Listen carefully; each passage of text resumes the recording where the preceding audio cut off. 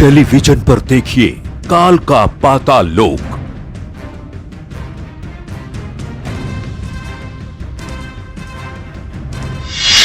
पहली बार मृत्यु लोक से लाइव रिपोर्टिंग।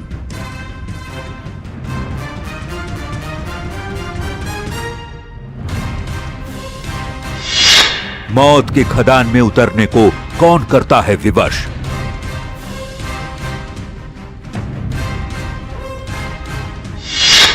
कोयले के काले साम्राज्य में कौन कौन है शामिल।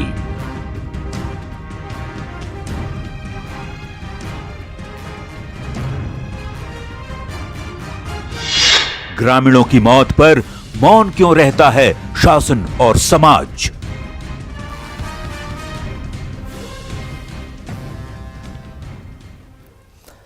तो धनबाद में कोयले का काला कारोबार काली कमाई का मोटा जरिया है। मंगलवार को धनबाद में 3 जगहों पर बेहद ही दर्दनाक हादसा हुआ, जिसमें 15 लोगों की मौत हो गई। प्रशासन की गलती 6 से आगे बढ़ी नहीं। मलबे से शवों के निकलने का सिलसिला जारी था, लेकिन बुधवार होते होते प्रशासन से रेस्क्यू रोक दिया और ऐसे में हमारी टीम उस अवैध खदान में उतरी जिसे आप धनबाद का मृत्यु लोक कह सकते हैं। और पहली रिपोर्ट गोपीनाथपुर के खदान से हम आपको दिखाने जा रहे हैं।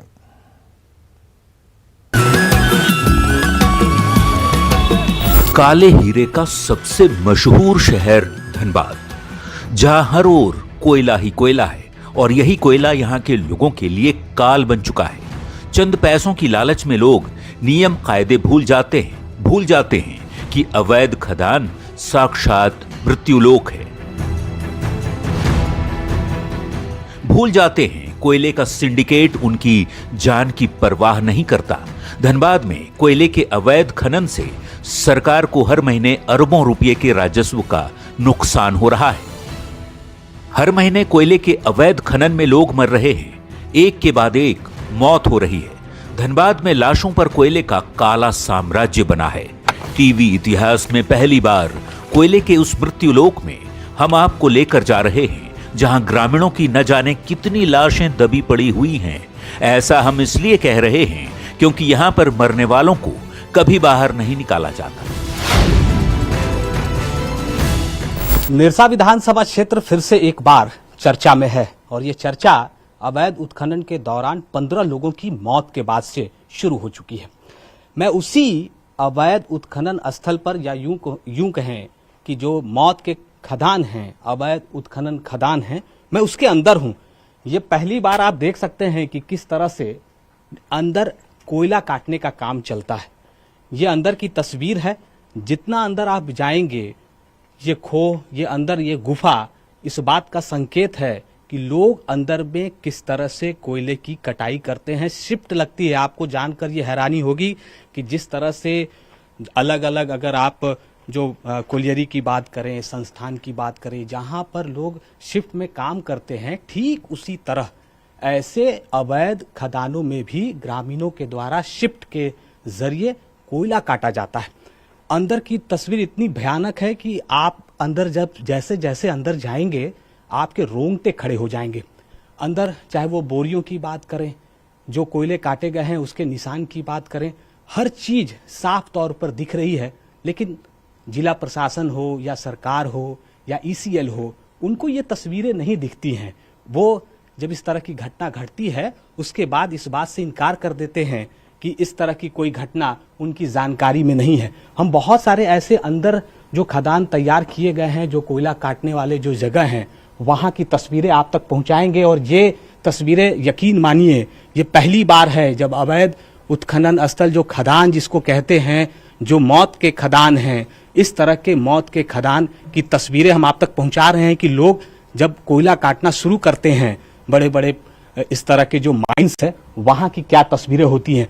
जितने अलग अलग इस तरह के मुहानों में आप प्रवेश करेंगे, आपको इस तरह की तस्वीरें देखने को मिलेंगी। ये जो निशान है, ये निशान छोटे छोटे औजार से, चाहे वो छेनी की बात करें, सबल की बात करें, ये जो छोटे छोटे औजार होते हैं, उन्हीं औजार से कोयले की कटाई होती है। ये पहली बार है जब हमारी टीम धनबाद के उस मृत्युलोक से लाइव रिपोर्टिंग करने पहुंची। जो प्रशासन की नजरों में है ही नहीं। ईसीएल के प्रशासन हर बार यह कहकर मुकर जाते हैं कि यहां कोई अवैध खदान नहीं है। जान हथेली पर रखकर हमारे संवाददाता मौत के उस खदान में उतरे हैं जहां ग्रामीण हर रोज काले हीरे की कटाई करते हैं। अंदर की जो एक और तस्वीर जिसको देखने के बाद आपको और भी यकीन हो कि जब अंदर आप जाएंगे तो पानी रिसता हुआ दिखेगा। जैसे जैसे आप अंदर जाएंगे वैसे वैसे बहुत सारे ऐसे खदान के अंदर की तस्वीरें हैं जो आपको इस बात के लिए सोचने पर मजबूर करेंगी कि हाँ, इस तरह के खदानों में जब हजारों की संख्या में ग्रामीण अंदर प्रवेश करके कोयला की कटाई करते हैं तब की क्या तस्वीर होती है। बहुत अंदर तक की जो तस्वीर है आप देख सकते हैं कि इसके आधे किलोमीटर अंदर तक भी जाएं तो ये कम पड़ जाएगा। और इस तरह के माइंस तैयार किए गए हैं लोगों के द्वारा। ये तब संभव हो पाता है जब ईसीएल प्रबंधन के द्वारा, जो निरसा का ये इलाका है, पहले यहां से कोयला निकासी की जाती है और उसके बाद जो प्रक्रिया होती है इस ऐसे माइंस को बचाने के लिए, उसे भरने के लिए, वो प्रक्रिया फुलफिल नहीं की जाती है। तो आप समझ सकते हैं कि जितनी बोरियां अंदर दिख रही हैं उसी अंदाज से आप समझ लीजिए कि कितने लोग अंदर प्रवेश करने के बाद कोयले की कटाई करते होंगे। कोयलाखोरों का ये बेहद ही खतरनाक संसार है। काले हीरे का पत्थर दिल विलेन यहां ग्रामीणों को मोहरा बनाता है। जी हां, मोहरा। इन अवैध खदानों से महज 50 रुपये प्रति बोरे कोयले का उठाव होता है, जो बाजार तक पहुंचते पहुंचते 200 रुपये तक हो जाता है। जो सबसे बड़ा सिंडिकेट है उस सिंडिकेट का शिकार भी होते हैं, क्योंकि जो बोरियां आप देख रहे हैं महज 50 से 60 रुपए में ऐसे खदानों से उठाए जाते हैं। और अगर आप शहर की बात कर लें, किसी शहर के इलाके में बेचने की बात कर लें, तो ये बोरियां जो हैं वो 200 रुपए से ज्यादा में, छोटी बोरियां, जो मैं सीमेंट की बोरियों की बात कर रहा हूं, 200 रुपए से ज्यादा में उसे बेची जाती है। अगर आप टन के हिसाब से बात करें तो 12,000 रुपए टन के हिसाब से बनारस की मंडी तक पहुंचाया जाता है। देखिए, पानी बहुत ज्यादा रिस रहा है और हमारे कैमरे पर भी ये पानी लगातार जो ऊपर से जो बूंदे आ रही हैं वो कैमरे पर भी आ रही हैं। हादसे के बाद अब रेस्क्यू को रोक दिया गया है क्योंकि प्रशासन नहीं चाहता कि मौत का आंकड़ा बढ़े। हमारी टीम मौत के उस मुहाने पर खड़ी थी जो कोयले के एक पिलर के सहारे बचा हुआ था। अगर ये पिलर कमजोर पड़ जाए तो निश्चित ही चाल धंस सकता है। वो बचाव कार्य सिर्फ इसलिए नहीं किया जा रहा है कि जैसे जैसे बचाव कार्य आगे बढ़ेंगे, लोगों के शव बाहर निकलेंगे, वैसे वैसे ईसीएल प्रबंधन, स्थानीय पुलिस फंसती चली जाएगी।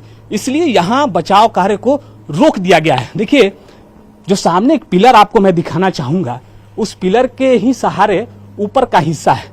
अब आप थोड़ी देर के लिए समझिए कि अगर ये पिलर कमजोर पड़ जाए तो स्वाभाविक तौर पर ये पूरा जो ढांचा है वो नीचे की ओर गिर जाएगा। और ऐसी ही घटना लगातार इस इलाके में होती रहती है। जब कमजोर पड़ने के बाद ऐसे पिलर टूट जाते हैं और बड़ी घटना घटती है। ऐसे अवैध खदान कहर बनकर टूटता भी है। हर बार ग्रामीणों की मौत आती है, लेकिन न तो कोई मौत की खबर करता है, न ही पुलिस पूछने आती है। जिला प्रशासन नहीं चाहती है कि इस तरह के बचाव कार्य चलाए जाएं, क्योंकि अगर इस बचाव कार्य के जरिए जितने भी शव ऐसे खदानों से बाहर आएंगे, उतना ज्यादा ये बात पक्की हो जाएगी, पुख्ता सबूत होगी कि कैसे यहां अवैध उत्खनन चल रहा था। दूसरा जो दुर्भाग्यपूर्ण बात है वो ये है कि यहां दावा करने वाला भी कोई नहीं है। दावा भी कौन करे?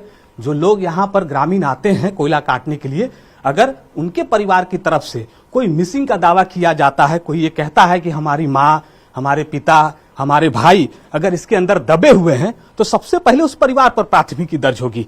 इसलिए ये संभव ही नहीं है कि कोई दावा करने वाला हो। और यही एक कारण है कि जिला प्रशासन या ईसीएल की अगर हम बात करें तो बहुत ही ठंडे दिमाग से इस तरह के बचाव कार्य को रोक दिया जाता है, ताकि और शव बाहर नहीं आ सके और दावा करने वाले तो आएंगे ही नहीं। कोयले के काले कारोबार में पुलिस से लेकर नेता तक सभी की एक बड़ी हिस्सेदारी होती है। लाखों रुपए पुलिस अधिकारियों को बतौर पेशगी दी जाती है। अवैध कोयले को ट्रकों के जरिए फर्जी कागजातों पर बाहर मंडी तक भेजा जाता है। ये खेल सरकार का है। ये खेल जो वैसे राजनीति करने वाले लोग हैं, जिसकी हिस्सेदारी इसमें तय है, उनसे जुड़ा हुआ है। इसलिए ये जो मैं कहता हूं कि सिंडिकेट यहां काम कर रहा है, इस सिंडिकेट में 3 भाग हैं। आप गांव वालों को छोड़ दें, गांव वालों को मैं इसलिए कह रहा हूं कि गांव वालों को सिर्फ और सिर्फ इसमें इस्तेमाल किया जाता है। आप समझ लीजिए कि इन छोटी बोरियों से कोई कितना पैसा कमा सकता है, लेकिन इन्हीं छोटी बोरियों में जो कोयले बंद हैं, जब ऐसे हजारों बोरियां ऊपर चढ़ती हैं, जब ऐसे बोरियों से कोयले को बाहर कर बड़े बड़े ट्रकों में लादा जाता है और वो ट्रक जब बनारस की मंडी तक पहुंचते हैं, तो जो कोयला यहाँ 5,000 6,000 रुपए टन है, वो बनारस में जाकर 14,000 रुपए टन में बिकता है। तब आप समझ लीजिए कि जो सिंडिकेट का 3 बड़ा हिस्सा है, चाहे वो राजनीति में शामिल लोग की बात कर लें, जो कोयला माफिया हैं उनकी हम बात कर लें, और जो सबसे बड़ी भूमिका निभाते हैं निरसा से लेकर बनारस की मंडी तक में जो सड़क किनारे जितने भी थाने हैं, उन थानों की अगर आप बात कर लें तो उनका अपना हिस्सा तय होता है। इसलिए जब इस तरह की घटना घटती है तो कोई नहीं चाहता, सिर्फ ये घड़ियालू आंसू बहाते हैं और ये बताने की कोशिश करते हैं कि उन्हें बहुत दर्द है, लेकिन कोई दर्द नहीं होता। असल दर्द तो ये होता है कि उनके पॉकेट में आने वाला पैसा कम हो रहा है, इसलिए उनकी बेचैनी बढ़ जाती है। मतलब साफ है, सफेद पोशों की सरपरस्ती में कोयले का स्याह कारोबार चल रहा है। न्यूज 18 के लिए धनबाद से अविनाश कुमार की रिपोर्ट।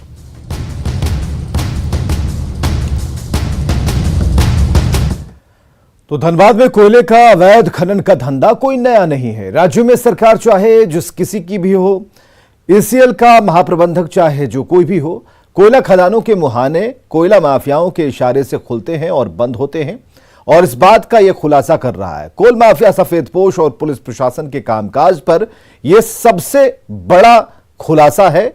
हम आपको सुनाने और दिखाने जा रहे हैं। हमारे साथ अमर हैं, हम बहुत ज्यादा इनका परिचय इसलिए नहीं देंगे क्योंकि ये जरूरी मैं नहीं समझता हूं।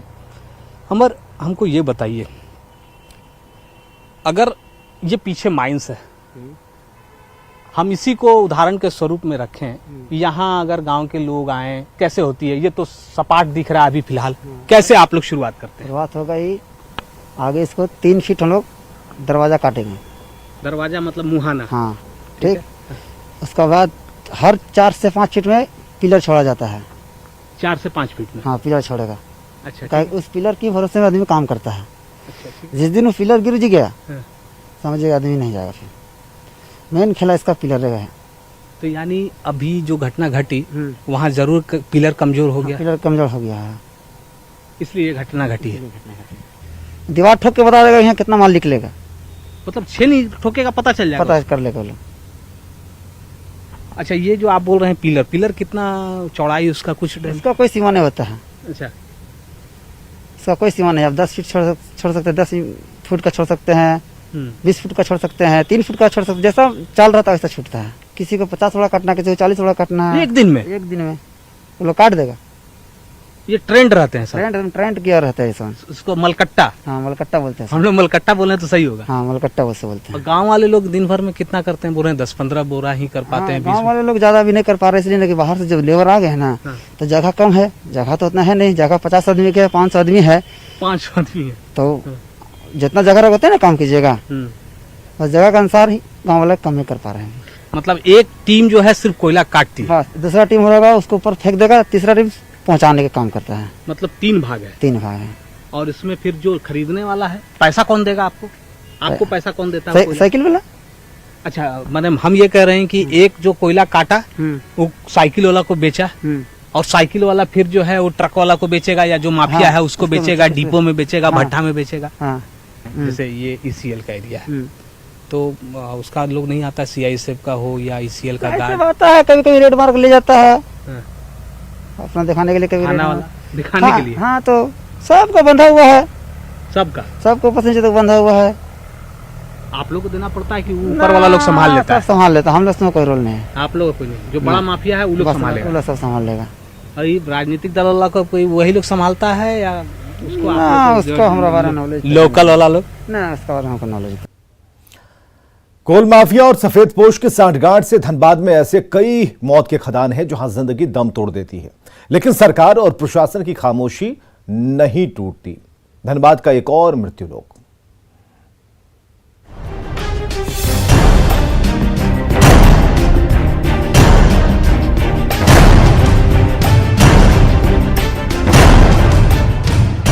1 फरवरी को धनबाद में बीसीसीएल के दाहीबाड़ी में पैच पर भी हादसा हुआ। चाल धंसने से यहां पतलाबाड़ी गांव की 3 महिलाओं की मौत हो गई। हादसे के बाद गांव वाले शव को लेकर भाग गए। मंगलवार को एक साथ 3 स्थलों पर अवैध उत्खनन कर रहे लोगों पर मौत का मंजर इस तरह बरपा कि 15 से ज्यादा लोग जमींदोज हो गए। इस वक्त जहां मैं खड़ा हूं, ये बीसीसीएल का दहीबाड़ी सी पैच एरिया है। इससे पहले हमने जो 2 इलाकों का जिक्र किया और जो तस्वीरें आप तक पहुंचाई, वो ईसीएल का इलाका था। इस कोयले के कारोबार में, इस अवैध उत्खनन के कारोबार में ईसीएल ही नहीं, बीसीसीएल भी पूरी तरह से कसूरवार है। और ये तस्वीरें जो इस वक्त आप देख सक रहे हैं, यहां कल जो घटना घटी, इसमें 3 महिलाओं के मरने की सूचना है, उनके जमींदोज होने की सूचना है। दरअसल ये खदान बीसीसीएल के अंदर है। आउटसोर्सिंग कंपनी यहां खनन करती है, लेकिन इस जमीन के मालिक का दावा है कि उन्हें मुआवजा नहीं मिला। करीब 1.5 एकड़ जमीन का मुआवजा नहीं मिलने से रैयत नाराज हैं। क्या नाम है आपका? मेरा नाम सुबोध राय है। सुबोध राय। आप कह रहे हैं कि ये जमीन आपकी है? हाँ, जमीन मेरा है। कितना? मेरा 1.5 एकड़। किसके नाम से है? मेरा दादाजी के नाम पे है। क्या है दादा? उपेंद्र राय। उपेंद्र राय। उपेंद्र राय। हाँ। अच्छा, फिर ये कैसे यहाँ खनन हो रहा है? सो ये मैनेजमेंट जो है हमारे जमीन वालों, जितना जमीन वालों के है, सबसे स्वतंत्र से व्यवहार कर रहा है। पहले खनन किया, उसके बाद बोल रहा हम मौजा देंगे। अभी तक मौजा नहीं दिया बीसीसीएल। वो से धमकी दे रहे जन, तुम्हारा पे केस देंगे वो, अगर हम नहीं धपने देगा तो। वैसे करके यहाँ से 3.5 लाख टन कोयला उड़ा यहाँ से। उसका मन राशि बन रहा है 17 करोड़ 60 लाख का। और उसका पेमेंट करना है 1 करोड़ पेमेंट करना है जमीन का मौजा। दहीबाड़ी सी पैच हादसे पर सब कोई खामोश है, लेकिन यहाँ घटनास्थल पर महिलाओं के चप्पल, उनके कपड़े, कोयला ढोने वाली टोकरी सबूत है कि यहाँ कोयला काल बनकर गिरा था। बीसीसीएल प्रबंधन के द्वारा इतनी बड़ी चूक कैसे हुई? क्या वाकई में जो युवक कह रहे हैं कि ये इनके दादाजी की जमीन है, अगर इनकी जमीन है तो कैसे बगैर मुआवजा के यहाँ आउटसोर्सिंग कंपनी को खनन के लिए, कोयला का खनन करने के लिए कैसे उन्हें अनुमति दे दी गई? कैमरा पर्सन संत के साथ अविनाश कुमार, न्यूज 18 दहीबाड़ी। धनबाद में गोपीनाथपुर के अवैध खदान में 10 लोगों की मौत हो गई। यहां अवैध रूप से मुहाना बनाया गया। गोपीनाथपुर की तरह ही कबासारा में अवैध खदान है, जहां सैकड़ों लोग जान जोखिम में डालकर मुहाने के अंदर जाते हैं, कोयले की कटाई करते हैं, और यह मुहाना किसी मृत्यु लोक से कम नहीं है। धनबाद के गोपीनाथपुर में अवैध कोयला खदान मौत बनकर टूटा। कई जिंदगी मलबे में दब गई, लेकिन हादसे के दूसरे दिन ही रेस्क्यू ऑपरेशन को रोक दिया गया। हमारी टीम गोपीनाथपुर के बाद ईसीएल के कपासारा कोयला खदान पहुंची। इस खदान ने 3 महिलाओं को ले लिया है, लेकिन सरकार से लेकर प्रशासन तक में सन्नाटा है। निरसा में मंगलवार को एक साथ 3 खदानों में, अवैध खदानों में घटना घटी। गोपीनाथपुर के बाद हम कापासारा अवैध उत्खनन स्थल पर हैं, उस अवैध खदान के अंदर हैं, और मेरे ठीक पीछे जो आप ये रास्ता देख रहे हैं, ये गुफा देख रहे हैं, ये उसी जगह पर जाकर खत्म होती है जहां कल 3 लोग खत्म हो गए, मतलब उनकी मौत हो गई। 3 में 2 महिला, 1 बच्ची शामिल थी, जो जानकारी मिल रही है। धनबाद में शिफ्ट वाइज कोयले की अवैध खनन होती रही है। कापसारा में हर दिन एक शिफ्ट में 500 से ज्यादा लोग कोयले का अवैध खनन करते हैं। मौत के खदान में उतरने से पहले मां काली की पूजा करते हैं। सफेद पोश नेताओं से लेकर पुलिस प्रशासन तक का समर्थन हासिल रहता है इन्हें। 500 ग्रामीण कोयला काटने का काम करते हैं। शिफ्ट लगती है रात, सुबह, दोपहर, और जब लोग इस खदान में प्रवेश करते हैं, इस अवैध उत्खनन स्थल के इस खदान में, तब एक और तस्वीर आपको दिखाना जरूरी है। यहाँ माँ काली की तस्वीर है, अगरबत्ती भी है, चंदन टीका भी किया हुआ है। मतलब जितने लोग इस गुफा के अंदर प्रवेश करते हैं कोयला काटने के लिए, सबसे पहले माँ से ये मनोकामना करते हैं कि आज उतना कोयला, उतनी कोयले की बोरियां वो अपने साथ ले जा सकें, जिससे उनके परिवार का पेट भर सके। लेकिन जब घटना घटती है, तब इसी खदान के अंदर वो दम तोड़ देते हैं, कोई उन्हें बचाने वाला भी नहीं आता है। कापासारा में अवैध खनन स्थल पर 50 से ज्यादा कोयला काटने के मुहाने बनाए गए हैं। इन मुहानों के अंदर की तस्वीर दिल को दहला देने वाली है। कोयले की कटाई की वजह से यहाँ कई गुफा तैयार हो चुका है। ये गुफा इतना खतरनाक है कि नए ग्रामीण इसमें भटक भी सकते हैं, लिहाजा उन्हें पूरी ट्रेनिंग दी जाती है। लगभग यहाँ अगर हम देखें तो 50 से ज्यादा इस इलाके में, इस बड़े कापासारा के इस एरिया में 50 से ज्यादा ऐसे मुहाने बनाए गए हैं। इन मुहानों में आपको अंदर 50 फीट तक आप अंदर जा सकते हैं और एक मुहाने से दूसरे मुहाने की ओर जाने का रास्ता भी बनाया गया है। रास्ता क्यों बनाया गया है ये बताने की जरूरत नहीं है कि लोगों को थोड़ी सुविधा हो। हर जगह अगर आप जाएंगे तो एक रास्ते से दूसरे रास्ते को जोड़ा जा रहा है कि कोयला को बाहर ले जाने में कहीं कोई भी दिक्कत ना हो, परेशानी ना हो, कम समय में ये कोयला बाहर ऊपर तक पहुंचाया जा सके। रास्ता बनाया गया है। आप सोच रहे होंगे कि 200 फीट तक कोई कैसे चढ़ सकता है और इस तरह के अगर कोयला के खदान हो तो वहां ये कैसे मुमकिन है। इसके लिए भी रास्ता जो तैयार किया गया है, ये आप देखिए एक और बहुत ही डरावना सा अगर हम कहें, ये इस तरह का मुहाना जो आप अंदर जाने की हिम्मत नहीं जुटा पाएंगे। ऊपर नीचे जाती हुई, नीचे की ओर जाती हुई इस तरह की एक खदान है जो अंदर आप प्रवेश करते जाएंगे, आपको पता नहीं चलेगा कि अंदर कहाँ तक आपको जाना है, कैसे वापस लौटना है। जो नए लोग हैं वो अक्सर अंदर जाने के बाद भटक जाते हैं, या यूँ कहें कि जो नए ग्रामीण आते हैं उनको पहले ट्रेनिंग भी दी जाती है कि उन्हें कैसे कोयला काटना है, कैसे कोयले को बाहर निकालना है, कितने समय में निकालना है। कापासारा में ग्रामीणों के लिए ये मौत का मुहाना है तो कोयला माफिया के लिए मालामाल करने का जरिया। हर एक शख्स को पता है कि यहाँ से लाखों रुपए के कोयले का अवैध खनन होता है, लेकिन सरकार से लेकर प्रशासन तक चुप्पी साधे रहती है। जाहिर है सिंडिकेट हर किसी को खुश रखना जानता है। जितनी ज्यादा ऐसे मुहानों को आप देखेंगे, जितनी ज्यादा खदानें हैं, उतने ज्यादा लोगों के जेब में पैसे आते हैं और पैसे के इस खेल में सबसे ज्यादा अगर कहीं किसी को नुकसान हो रहा है तो वो सरकार को हो रहा है, क्योंकि ये कोयला, ये खनिज राज्य के हिस्से में जाती तो इससे सबका भला हो सकता था, लेकिन कुछ लोग इस पर कब्जा जमाए बैठे हैं। आपको जानकर ये हैरानी होगी कि एक तरफ साथ साथ कापासारा में लीगल माइनिंग होती है और ठीक उसके बगल में इनलीगल भी माइनिंग होती है, जहां लोग दम तोड़ देते हैं और प्रशासन कहती है, ईसीएल प्रबंधन के लोग कहते हैं कि उन्हें कुछ पता ही नहीं था। घटना के बाद वो पहुंचकर खाना पूर्ति करते हैं। कैमरा पर्सन संत के साथ अविनाश कुमार, न्यूज़ 18 निरसा। और खबरें लगातार जारी हैं, बने रहिए हमारे साथ।